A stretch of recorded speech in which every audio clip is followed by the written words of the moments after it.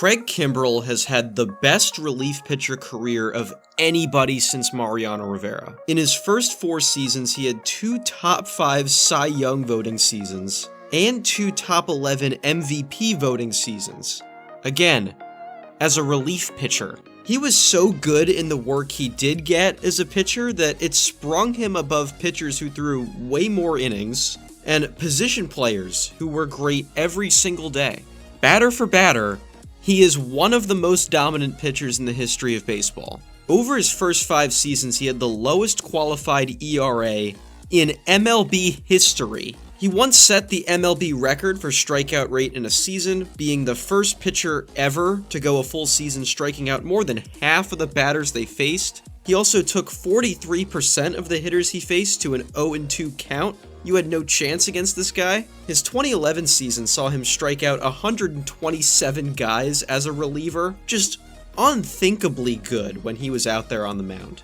For instance, I watched a lot of Mike Pelfrey that same year for the Mets. Kimbrel struck out 22 more guys than Big Pelf did that season in almost 117 fewer innings. Part of that was because he had a very interesting decision to make. He had to decide if he was going to strike you out with his nearly unhittable high 90s fastball, or his disgusting, equally nearly unhittable curveball, which was also the hardest thrown curveball in baseball early in his career. I mean, you were going to punch out if he threw you either one of them. He just had to make the choice of how he was going to finish you off. In just a tick over 4 years, he became the all-time saves leader for the Atlanta Braves, and led the NL in saves each of his first 4 complete years. All this while he was still just 26 years old. Craig Kimbrel was the greatest young relief pitcher who had ever lived.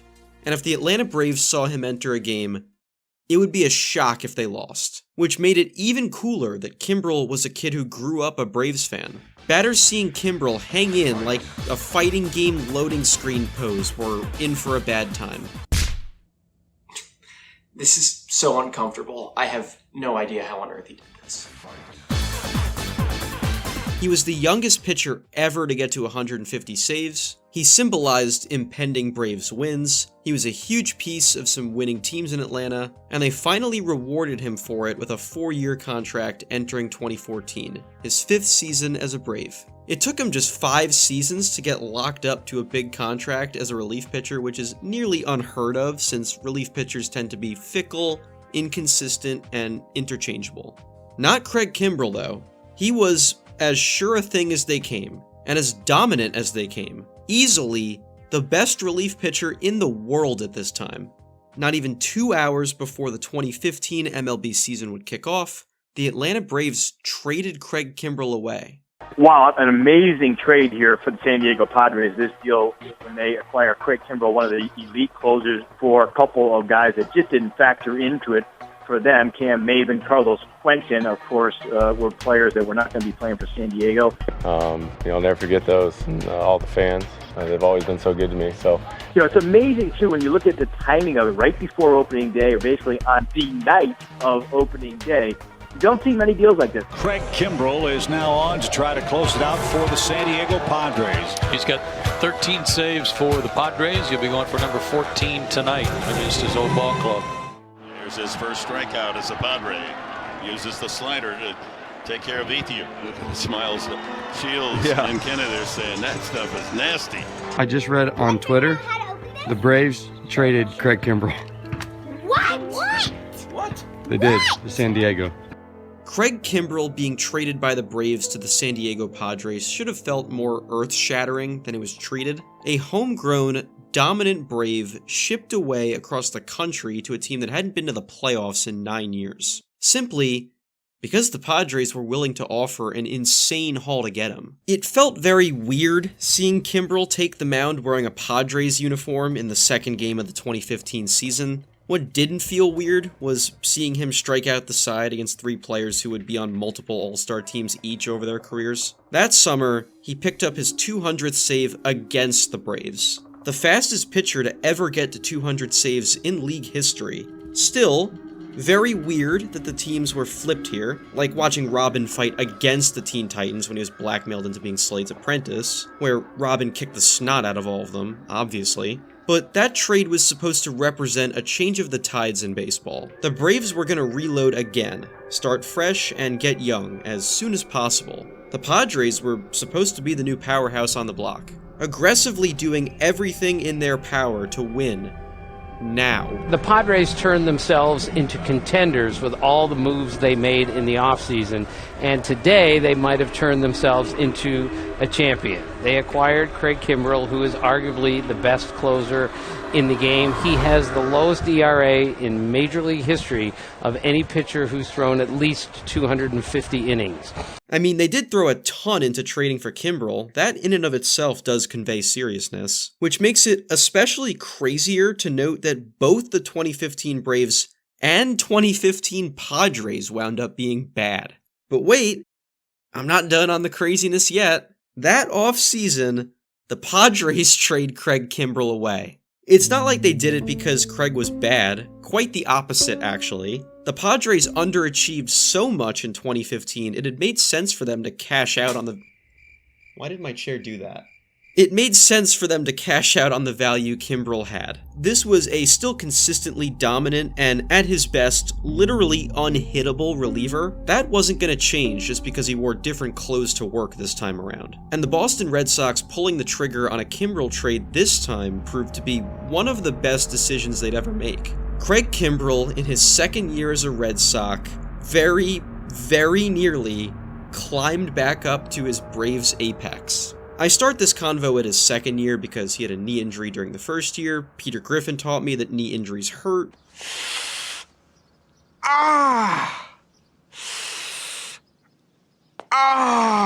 His performance wasn't as elite while he was hurt.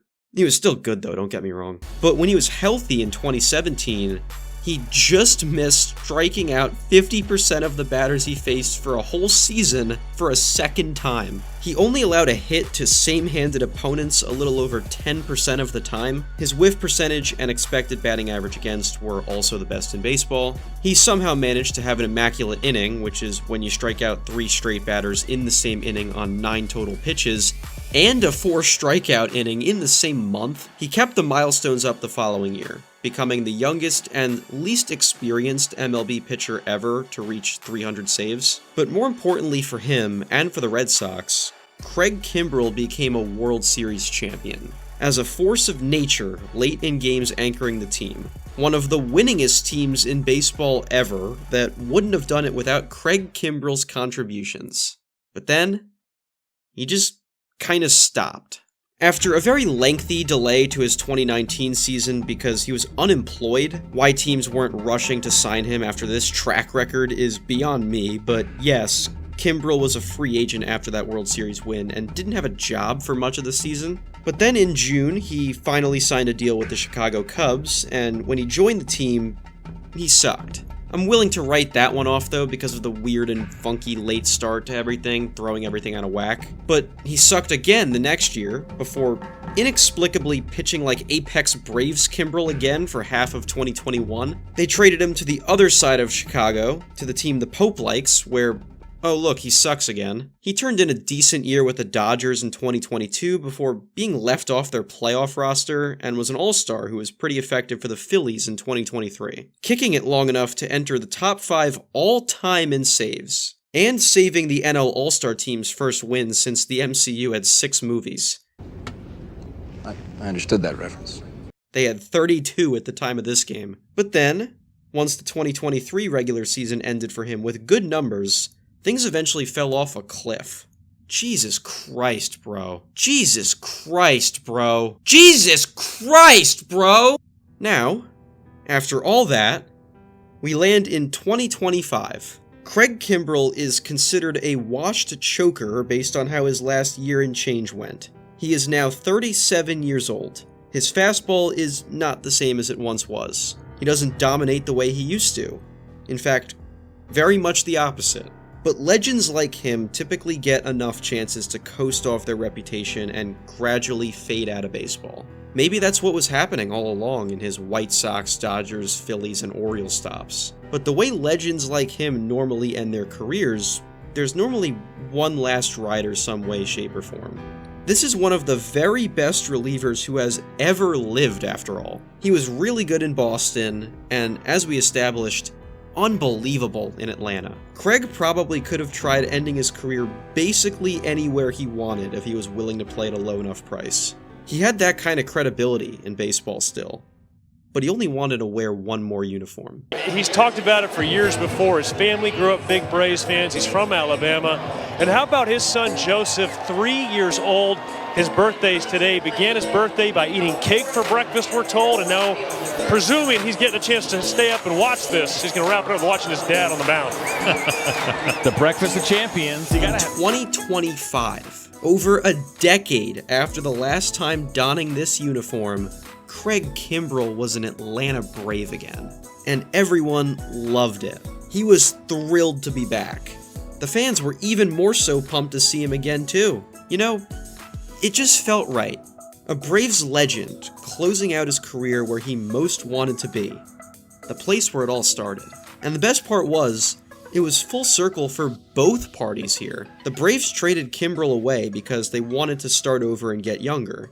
They achieved exactly that. A wave of great young players came in over the next few years and played very well, way ahead of schedule. One of the cornerstones being third baseman Austin Riley, who was selected with the draft pick acquired from the Padres in the Kimbrel trade. Riley hit 2 home runs in the 2021 Braves playoff run, his breakout year, where he finished 7th in MVP award voting. But more importantly, he and the other fresh young Braves talent won the World Series.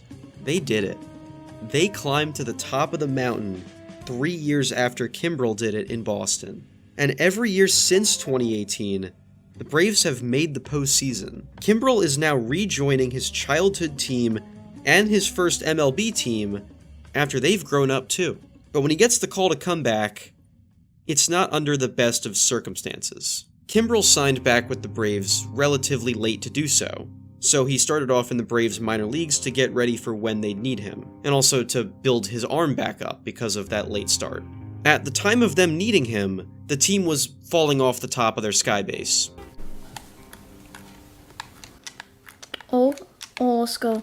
Oh my god, I messed up. No, I just only did that. No! Alright, that's the end of the video. I hope you enjoyed it. Like and subscribe, and bye. And this was happening especially to their bullpen. They had just lost 8 of their last 10 games at the time of bringing Craig back up to the big leagues, the most recent being an unthinkable bullpen implosion, winning by 6 runs entering the 9th inning, and they lost. Truly, unthinkable is the word here. You never expect to lose needing just 3 outs up by 6 runs, but it was so bad that they needed a fresh arm right now, and called Craig up to take a spot in the bullpen during their next trip to San Francisco. He took the mound in the 7th inning of a tie game against the Giants one night after that Monstars and Space Jam level choke, and it was clear he just didn't have it. His fastball was averaging under 92 miles per hour, a far cry from what he used to be able to do in his sleep and what the average MLB fastball is like in 2025. The first batter he faced hit a line drive single to right field before he was thrown out trying to steal a base. 1 out, thanks to some nice play from the catcher. Craig then walks the second hitter he faces before picking him off at first base. 2 outs, none from Craig actually pitching. But then, like old times, he strikes out batter number 3 to end what is technically a 3-up, 3-down inning with a line drive single and a walk in there. That winds up being it for Craig.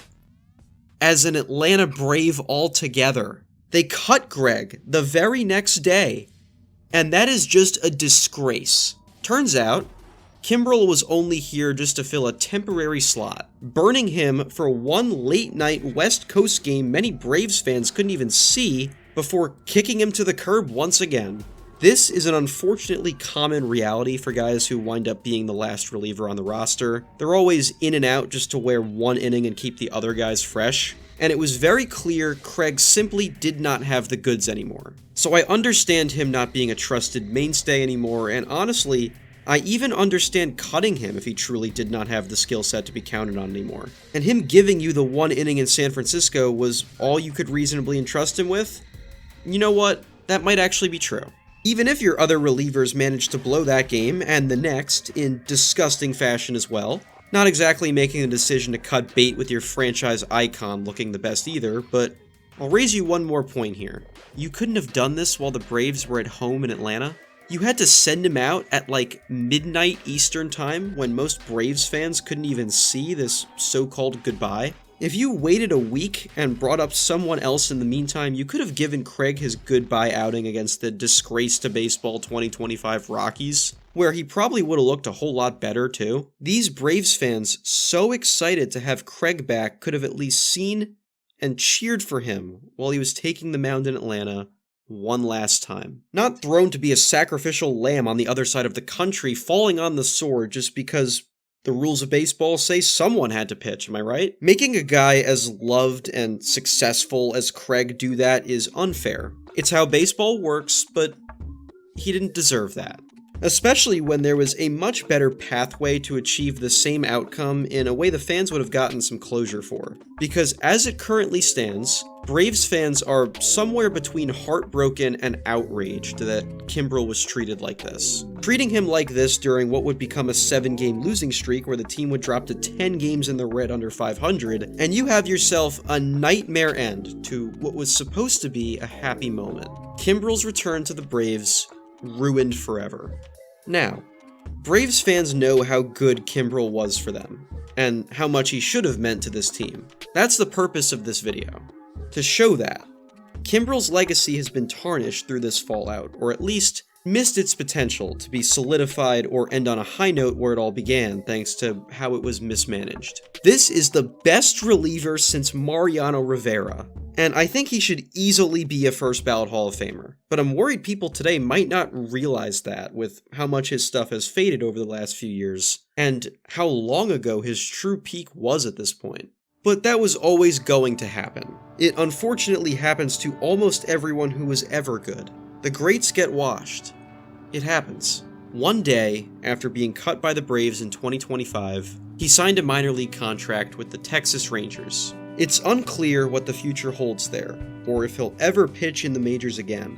And if that's the case, it is an absolute shame this is how he'd go out. However, there is one very real silver lining to be found here. If this was in fact the end of the line for him in MLB, the last thing he'd ever do on a mound in Major League Baseball is record a strikeout in a Braves uniform. I must say, truly, that could not be a more perfect way for this legend to go.